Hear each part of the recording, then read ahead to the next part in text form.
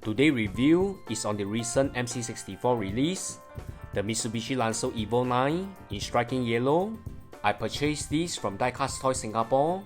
You can refer to their web store link down below. The Evo Lancer 9 comes in a standard MC64 display case.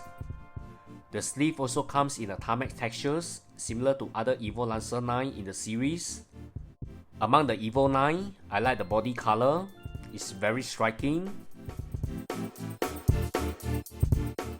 At a production number of 600, it's definitely a collectible.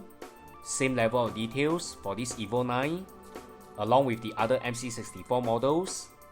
The maker has invested a lot of attention in terms of fine details to make this casting very realistic.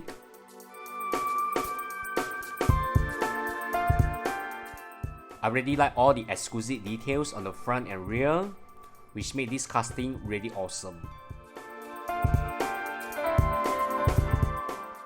You can see the quality finish on this casting with high level of details.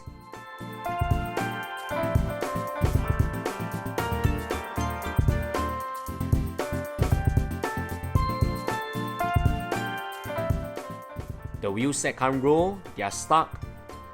This is purely a model car just for display and photography.